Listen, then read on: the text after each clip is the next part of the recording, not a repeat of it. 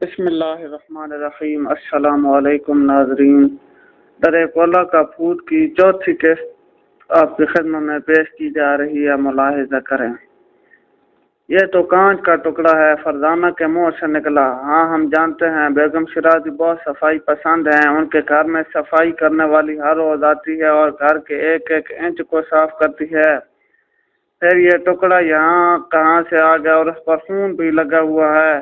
ہو سکتا ہے یہ اسی صفائی کرنے والی کا خون ہو۔ فرزانہ بولی، برآمدے میں کوئی نہ کوئی اور دھبا کہیں نظر نہیں آ رہا۔ یہ کس قدر عجیب بات ہے کہ صرف اس ٹکڑے پر خون لگا ہوا ہے۔ خیر، ہم اس ٹکڑے کو محفوظ کر لیتے ہیں، اس پر بعد میں غور کریں گے۔ میرا خیال ہے یہاں کوئی اور کام کی چیز نہیں ہے، اس لیے واپس چلتے ہیں۔ انسپکٹر جمشید بولے، کولا اگر یہاں آیا تو آنٹی کو نہ پا کر کس قدر مایوس ہوگا، کیا وہ واپس چلا جائے گا؟ فرزانہ نے سوال کیا۔ واپس جانے کے سوا اور وہ کر بھی کیا سکتا ہے؟ لیکن نہیں، وہ یہاں سے ہو کر سیدھا ہمارے گھر آئے گا۔ انہوں نے چونک کر کہا، یہ آپ کس طرح کہہ سکتے ہیں؟ اسے کس طرح معلوم ہو جائے گا کہ آنٹی ہمارے ہاں ہیں؟ خون کی بو سے یہ لوگ اپنے شکار کی بو بہت دور سے محسوس کر لیتے ہیں۔ انسپکٹر جمشید بولے، آپ تو اس انداز سے کہہ رہے ہیں جیسے در کولا کا سچ مچ وجود ہے، جبکہ میں اسے کہانیاں خیال کرتی ہوں۔ یہ ہو سکتا ہے کہ دنیا میں در کولا کا کوئی وجود نہ ہو اور یہ صرف کہانیاں ہوں، لیکن ہمارے سامنے جو حالات پیش آئے ہیں ان کی روشنی میں دعوے سے کچھ نہیں کہا جا سکتا۔ دیکھو نا، آخر طاہر جیلانی کے جسم کا خون کہاں چلے گا؟ بیگم شیرازی کیوں زرد نظر آ رہی ہیں؟ ڈاکٹروں کی سمجھ میں ان لوگوں کی بیماری کیوں نہیں آئی؟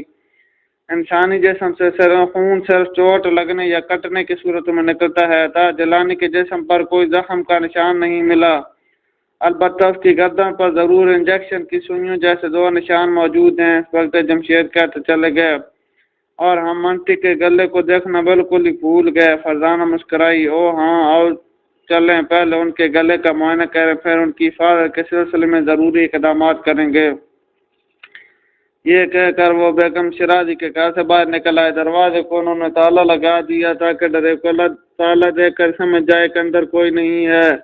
اپنے گھر میں داخل ہونے کے بعد انہوں نے دروازے اور کھڑکیاں اندر سے بند کر لیں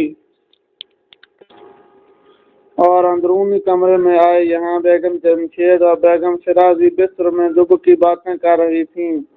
میں آپ کی گردن کا معائنہ کرنا چاہتا ہوں، انسپکٹر جمشید نے بیگم شیرازی کی طرف بڑھتے ہوئے کہا۔ کیا مطلب؟ کیا مجھے کوئی گلے کی بیماری ہے؟ اور یہ آپ ڈاکٹر کب سے ہو گئے؟ بیگم شیرازی کے لہجے میں حیرت تھی۔ ایسی کوئی بات نہیں، میں ایک خیال کے تحت آپ کی گردن دیکھنا چاہتا ہوں، انہوں نے کہا۔ بیگم شیرازی نے گردن کے گردے سے دوپٹہ ہٹا لیا اور چہرہ اوپر کر لیا۔ انسپکٹر جمشید نے جیب سے عدسہ نکالا اور ان کی گردن پر جھک گئے۔ پھر انہوں نے عدسہ فرزانہ کے حوالے کر دیا۔ اس نے عدسہ میں سے آنٹی کی گردن دیکھی اور پھر زور سے چونکی۔ انجیکشن جیسے نشان ان کی گردن پر بھی موجود تھے۔ دونوں سکتے میں آ گئے۔ انہوں نے ایک دوسرے کی طرف دیکھا جیسے کہہ رہے ہوں، یہ تو سچ مچ کسی ڈرے کولا کا کام معلوم ہوتا ہے۔ وہ اصل بات ان دونوں کو بتا کر خوفزدہ نہیں کرنا چاہتے تھے، تاہم بیگم جمشید نے بھانپ لیا کہ کوئی گڑبڑ ہے۔ انہوں نے پریشان ہو کر کہا، خیر تو ہے، آپ ان کی گردن پر کیا دیکھ رہے ہیں؟ کچھ نہیں، یوں ہی یہ خیال آیا تھا، لیکن فکر والی کوئی بات نہیں۔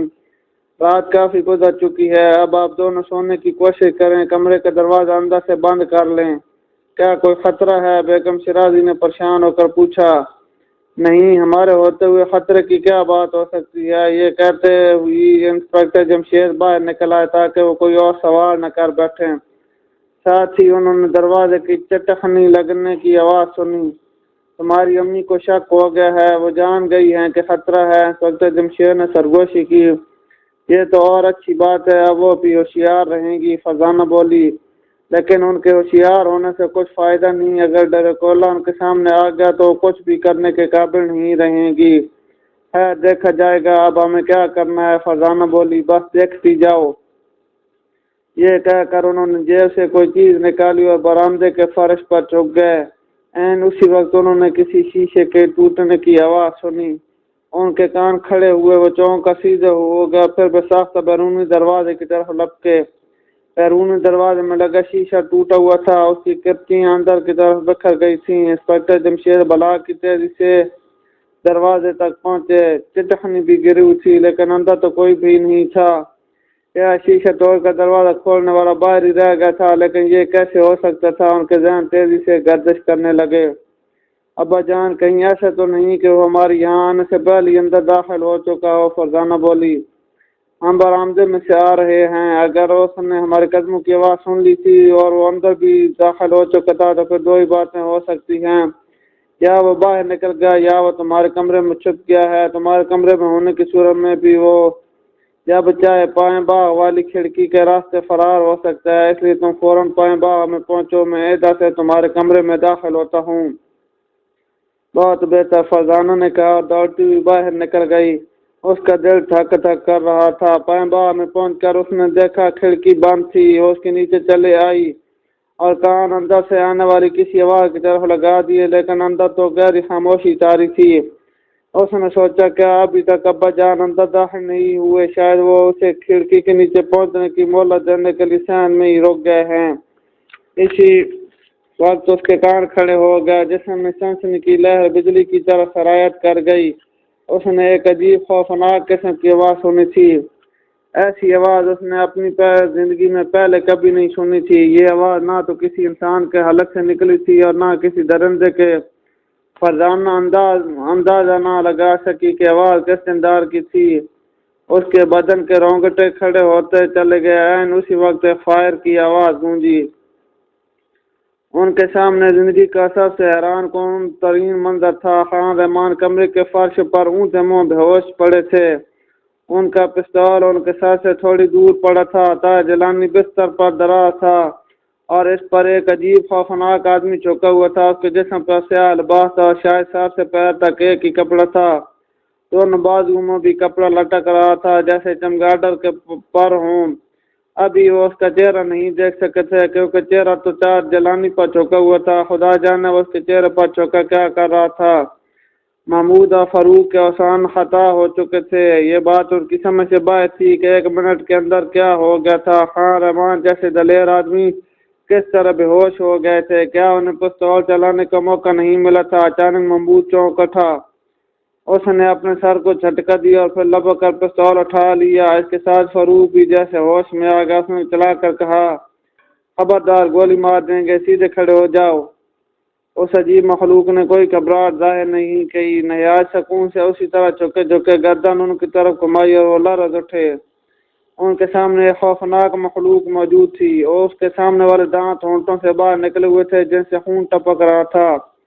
آنکھوں میں ایک ایسی خوفناک چمک تھی جو دوسروں کو بے ہوش کر دینے کے لیے کافی تھی۔ چہرے پر موت کی زردی پھیلی ہوئی تھی، دانتوں کے ساتھ ہونٹ بھی خون سے تر تھے۔ اس کی ناک لمبی تھی، جبڑوں کی ہڈیاں ابری اور قد بہت لمبا تھا۔ یہ بالکل وہی حلیہ تھا جو ڈریکولا کی کہانیوں میں بیان کیا جاتا ہے۔ ان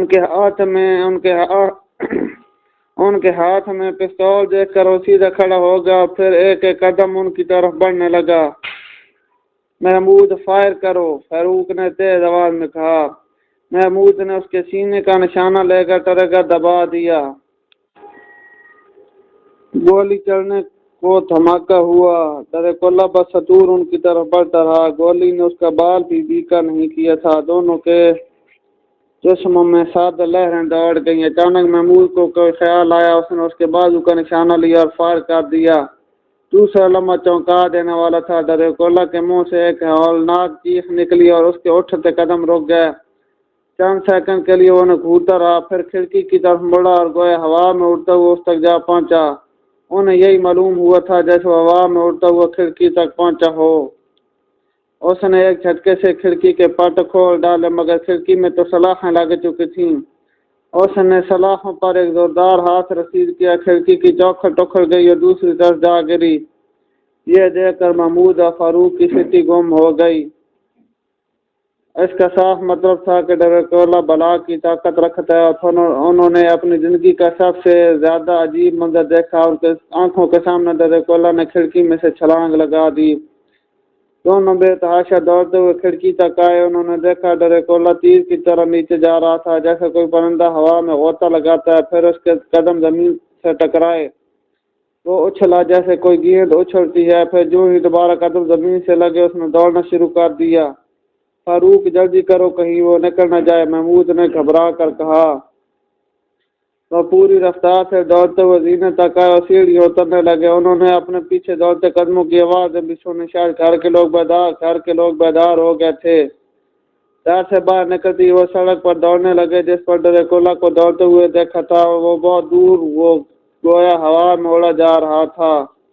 उसके कदम जमीन पर लगते भी दिखाई देते थे और फिर वो इसी तरह उछलता जैसे सड़क से ऊपर उछाल रही हो। इन छलांगों ने उसकी रफ्तार को बहुत ज्यादा कर दिया था और दोनों के बस की बात नहीं थी कि दौड़ते उस तक जा पहुंचे। ताहम उन्होंने हिम्मत न हारी और दौड़ते रहे। वो दौड़ते चले गए, अगरचे अब डरेकोला ने नजर भी नहीं आ रहा था। उन्होंने फैसला कर लिया था इस वक्त तक दौड़ते रहेंगे जब तक उसके ठिकाने पर नहीं पहुंच जाते।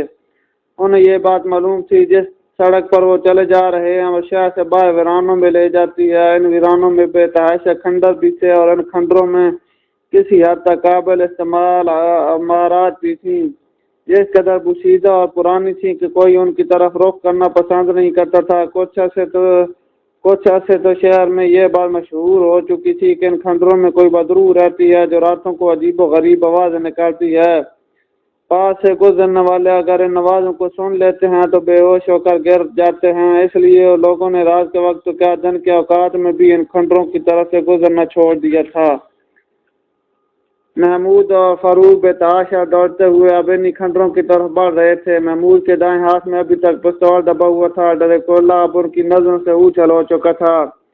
आधे घंटे तक दौड़ते रहने के बाद शहर हदूद से बाहर निकल आया और अब वीराना शुरू हो गया।